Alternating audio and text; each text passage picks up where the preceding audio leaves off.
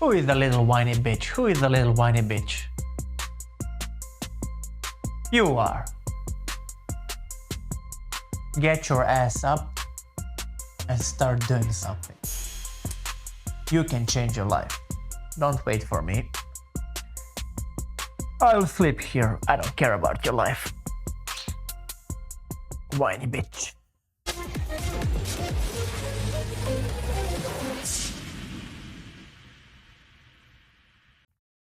So if you go as an entrepreneur, then you're swapping, exchanging your freedom, this free time that you have when you are a worker, you're swapping this for a potential to have more money. It's bigger risk, it's high risk, but it's also high reward environment. So there is no cap, so there is no maximum amount of money that you can earn as an entrepreneur. So you decide, not maybe you, but the markets, your customers and so on. But at the end of the day, you decide how you will react, what you will do in order to boost your company, to earn more, to have more revenues, to reduce your profit, to reduce your expenses. And then maybe you were a worker once, then you will see once you become an entrepreneur, that when people come to you and want a pay raise, if you have people in your company, and probably you will have people in your company, if your company gets bigger, at least some management, some directors or something like that, when they come to you and ask for a pay raise. Imagine what you will do. You will go to the spreadsheet and you will see what does it mean in terms of your expenses, what it means down the road, 5 years, 10 years, and so on. And what does it mean in terms how much money you will get from the company at the, let's say, end of the year. So you're cutting pieces of cake, of your cake, and giving it to others. So there should be some kind of a trade-off, what you will get for that kind of money or this pay raise. So if you're an entrepreneur, there's no light, there's no dark, there's no day, there's no night. You just hustle and work. But at the end of the day, there's no limit how much you will earn. So those are some obvious pros and cons, either if you go with the job or the entrepreneurship, and you have these choices. And don't be mad if you select to be a worker or you select to be an entrepreneur. It's not like everybody could be an entrepreneur or everybody could be a worker, but not everyone could be an entrepreneur. It's something like almost a religion. You have to be in that state of mind. You have to be ready to risk a lot. You have to be ready to put at stake a lot of things, your time. You have to devote this time to your company and not to your family, to your vacation, and that can be pretty challenging for most of the people. That's why it's very important for you to understand what you're doing and what are you choosing and why.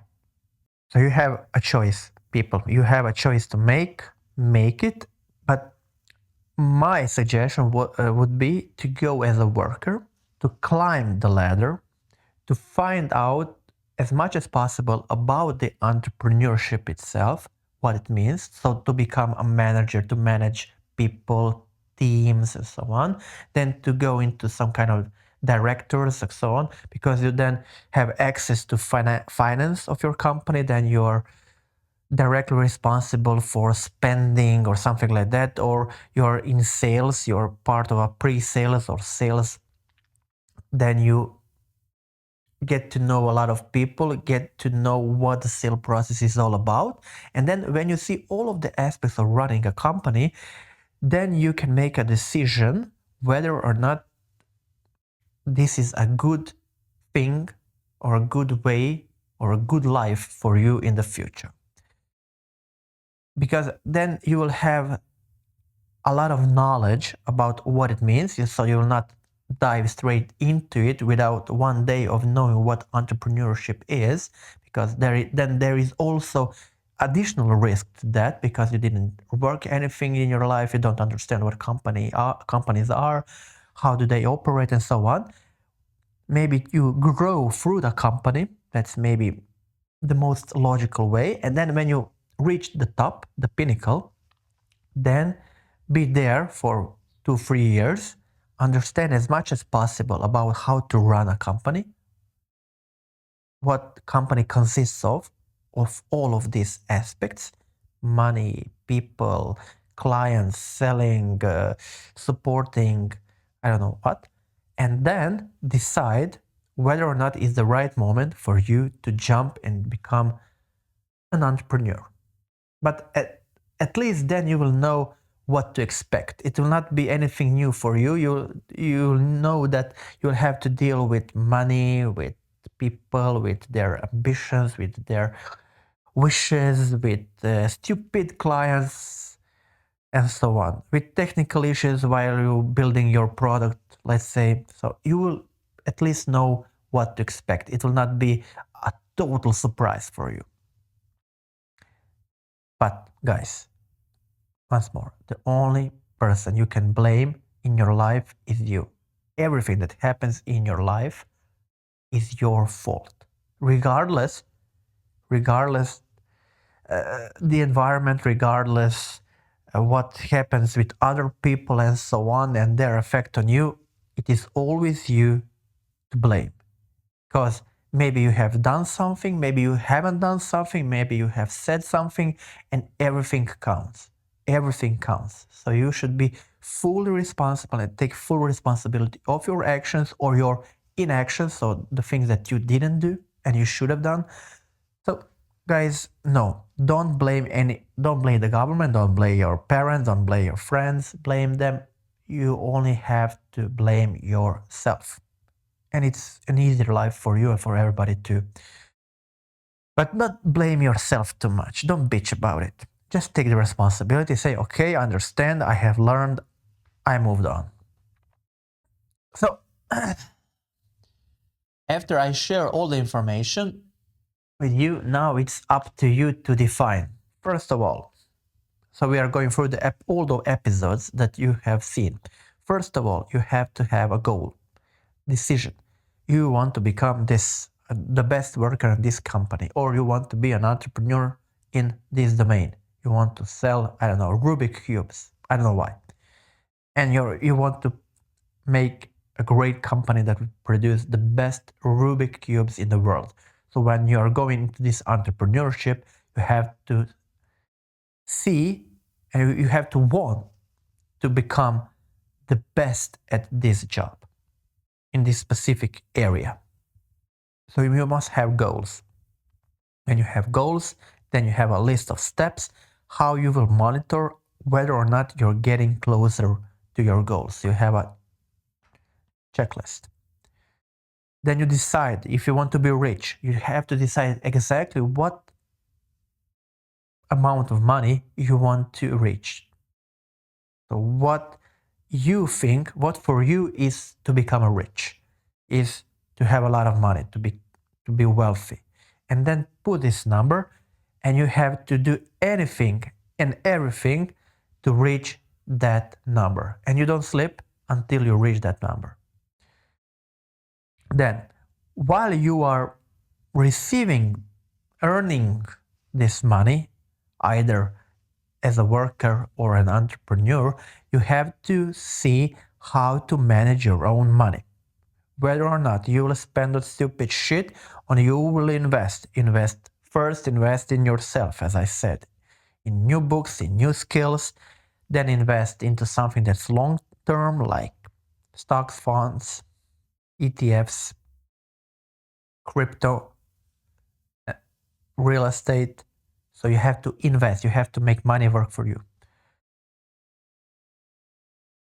Then you have to see how to improve yourself and relations with other people, how to talk to anyone, how to make them buy from you, how to sell to them, how to make them want the things that you are making, how to persuade them to buy something, how to put and plant an idea in their head that you want, so they think that that's their idea, not yours.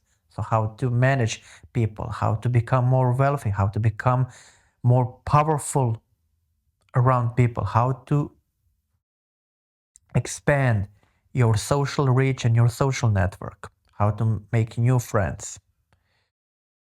And then you have to know what's the timeline for that.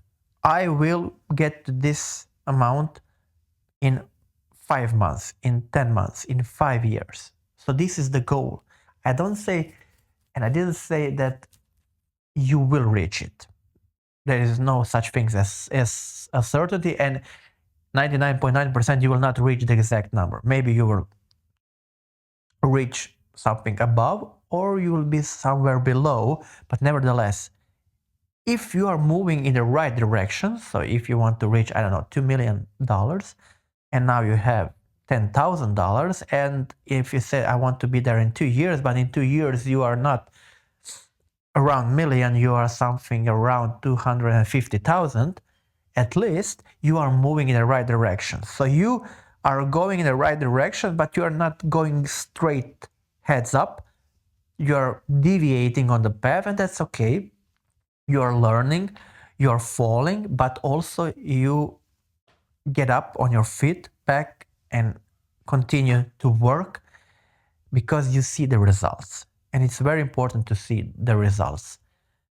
And most probably in the future, if you continue to improve yourself and your skills, this path towards your $1 million, $2 million, it will become even faster and faster when you come closer to the to those numbers, because it's an exponential function. As the time passes, you become better. Your money starts to work even more for you during the time. So this is not a linear function, it's an exponential function. So it will be much easier for you to go from 200,000 to a 2 million than from a 10,000 to 200,000. You understand me? It's not the same amount of energy you have to put in. Then you have to emotionally detach yourself from what other people say, what other people think. You're not working for them, you're working for yourself, and you simply don't care, and you shouldn't care. Let people do whatever they want. As I said before, and I said it 1,000 times, and I will say it once more. No one cares about you and what you want, what you need. Okay? Maybe your mom and dad, maybe they are, I don't know, thinking about you to a certain degree and what you want and what you need, but that's it. No one cares, not your friends, not your relatives, not people from work, no one. So why would you listen to anyone? Listen to yourself and listen to the people that you have chosen. So you are the average of the 5 people you spend the most time with. Select the people that you aspire and you wish to become more like them. Surround yourself with that kind of people and move up. Be a better person. You make your environment, and you make it by yourself and for yourself. And if you have those people that they don't wish you well, they don't care about you, and they don't want to share information because they're jealous or something like that, then move away from this bad energy. You don't need them. Put them aside and surround with the good people who wish you best and who want you to become a better person, to have more. And don't care about what other people and those people say. That's a very, very big step. It doesn't matter if they are your long friends from early ages, from your high school, or I don't know, it doesn't matter. Then we are talking about the habits, so you have to evolve and get rid of all the bad habits, smoking, drinking, spending on stupid shit, and so on. And you have to create yourself a set of new good habits using the discipline that you have to have in order to create those habits. And those habits will let's say, they will be the fuel for you to move to that goal. That's because then this goal is not so risky. It's more certain that you'll reach it because you have this vessel, you have your good habits that will put you there.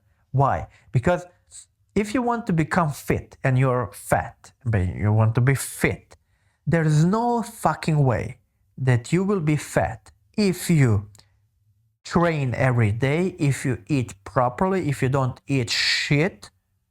You understand? If you sleep well, if you do these things, there is no way that you will be fat. So it's a 100% sure, it's a certainty that you will become fit. And there is a recipe. It's the same thing in business.